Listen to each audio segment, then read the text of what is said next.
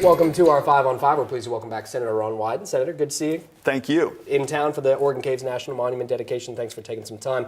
So let's first talk about marijuana and the Small Business Tax Equity Act, something you're trying to get going in Congress. Tell us about this plan. For me, the real priority is making sure that the will of Oregon voters is carried out in a responsible way. There are about 80 days to go until our law is to be implemented. There are a number of substantial questions, for example, on banking kind of practices. If people are carrying around large amounts of cash, that could represent a real law enforcement threat. On the matter of edibles, we're talking about the potential health question for kids, and you need to have strong oversight there.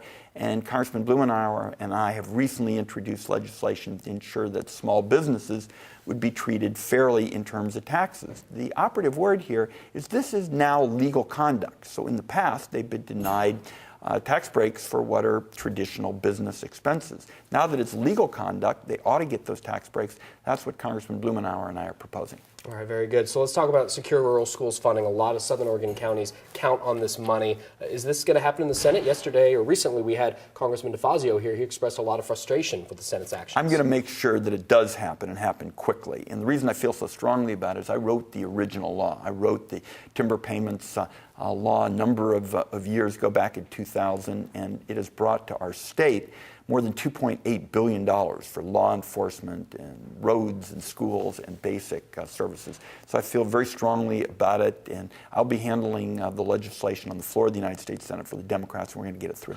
Okay. Let's talk about the U.S. Attorney for Oregon, Amanda Marshall. She's right now on indefinite medical leave. Well, at the same time, she's being investigated for allegedly stalking a subordinate. That position, crucial right now, as the office is heading the investigation in the scandal involving Governor John Kitzhaber and his girlfriend Sylvia Hayes. Now, you have a say in who her replacement will be. Is there any kind of timeline for that? Well, first of all, I want Oregonians to know that the acting U.S. Attorney, Mr. Billy Williams, is getting very strong reviews from the law enforcement community. Had a number of people in the law enforcement community praise him and indicate that they feel comfortable with the way he's handling it. This will be a matter for the Obama administration to handle, and I'll just leave it there. Okay. Senator, you're negotiating with Senate Finance Committee Chairman Orrin Hatch on the so-called fast-track legislation. How far away are we from seeing a bill? What would this look like? Well, first of all, I want to see, instead of fast track, what I've come to call smart track, because I think we need a modern set of rules, and that's really what we're talking about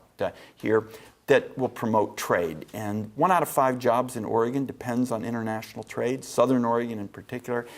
There's a huge demand all over Asia for our ag products. And what we ought to do is grow things here, make things here, add value to them, and then ship them somewhere. So Senator Hatch and I are negotiating over the rules for trade agreements. There'll be a number of them likely to be considered later this year. And my sense is that trade done right is a huge win for Oregon, and that means you've got to get the rules so that they are more transparent, that they ensure that we enforce our trade laws, that Congress oversees the negotiations, and there's strong protections for our workers and the environment.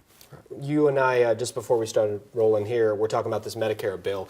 You're very concerned about this. What's happening there? It's hugely important for Southern Oregon. We're talking now about the outdated system for reimbursing physicians under Medicare. And this is very harmful to physicians in Southern Oregon, and it really cuts off access for seniors to health care services as well. I have long felt that the Medicare reimbursement system is outdated. It really defies common sense, and it harms communities like those in Southern Oregon that are doing a good job.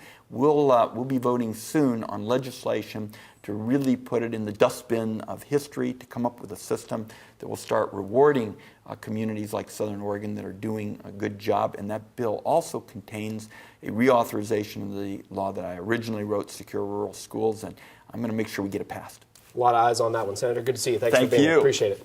Stay with us. We'll be right back.